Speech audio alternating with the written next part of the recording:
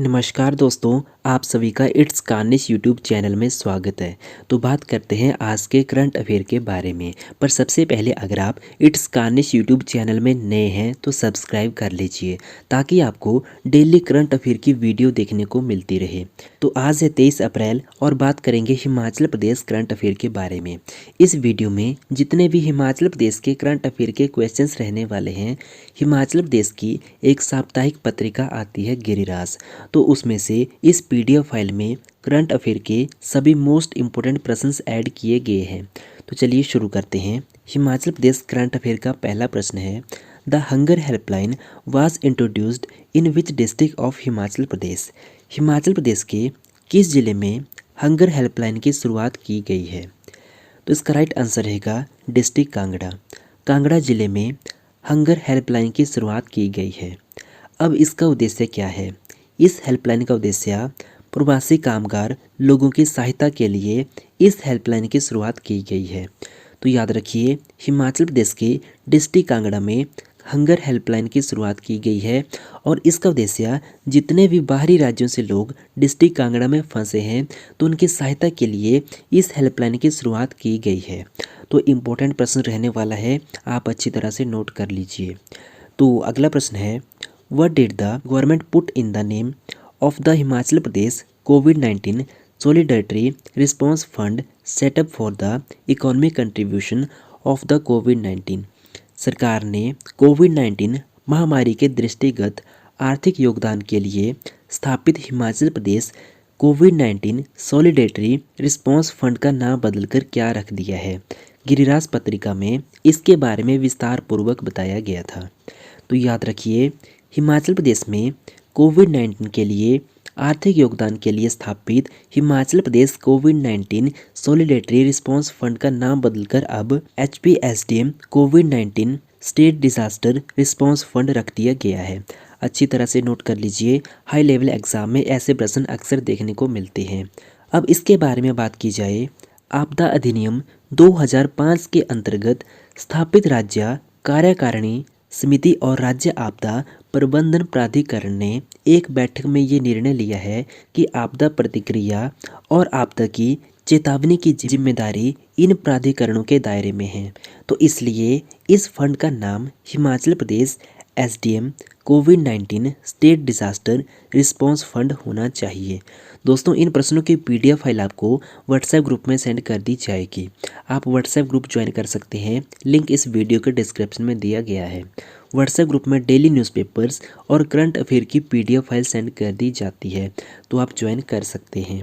तो अगला प्रश्न है, हाल ही में हिमाचल प्रदेश मंत्रिमंडल के निर्णय के अनुसार सरकारी कार्यक्रमों में कई वर्षों से चली आ रही कौन सी प्रथा को बंद करने का निर्णय लिया गया है?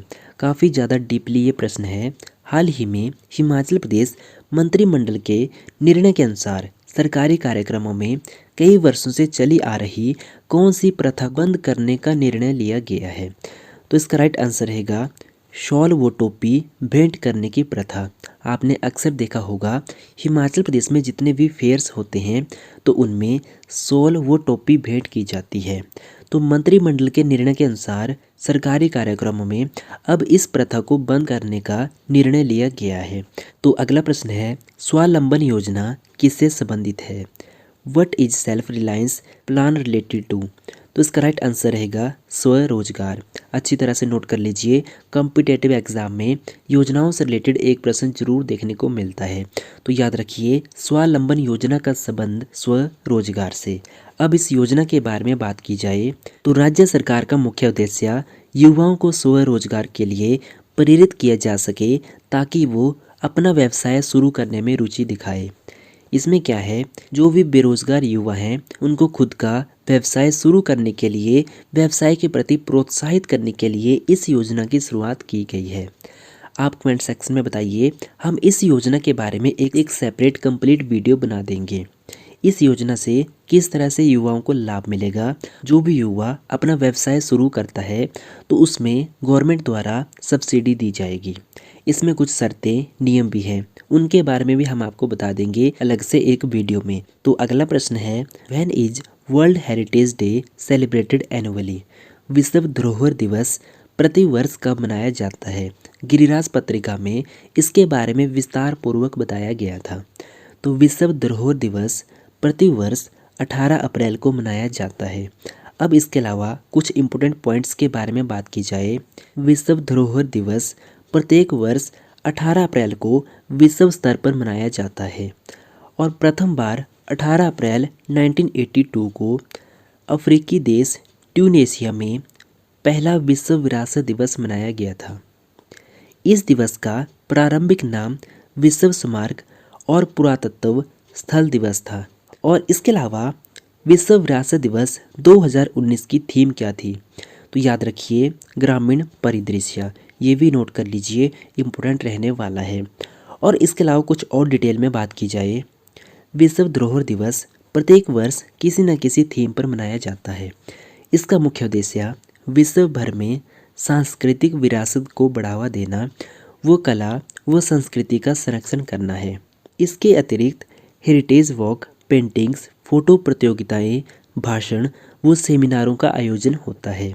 कई संस्थाएं जो इस विषय से जुड़ी हैं वो अपने स्तर पर कई प्रकार के आयोजनों को करवाती हैं। इनका मुख्य उद्देश्य लोगों में इन धरोहरों को आने वाली पीढ़ियों को सुरक्षित व संरक्षित करना है। दोस्तों, ये थे आज के करंट अफेयर के मोस्ट इम्पोर्टेंट प्रश्न। जितने भी प्रश्न हैं, हिमाचल प्रदेश की साप्ताहिक पत्रिका आती है गिरिराज, तो उसमें से इस वीडियो में सभी प्रश्न ऐड किए गए हैं। सभी प्रश्न इंपॉर्टेंट रहने वाले हैं। आपको इनकी पीडीएफ फाइल व्हाट्सएप ग्रुप में सेंड कर दी जाएगी, तो आप ज्वाइन कर सकते हैं। लिंक इस वीडियो के डिस्क्रिप्शन में दिया गया है। दोस्तों, डेली आपके लिए हिमाचल प्रदेश करंट अफेयर की वीडियो लेके आते हैं, तो आप इस वीडियो को लाइक कर दीजिए। अगर आप इट्स कान्नेस यूट्यूब चैनल पर नए हैं तो सब्सक्राइब कर लीजिए, ताकि आपको daily Himachal Pradesh current affair की वीडियो देखने को मिलती रहे। दोस्तों, मिलते हैं नेक्स्ट वीडियो में। Thank you so much.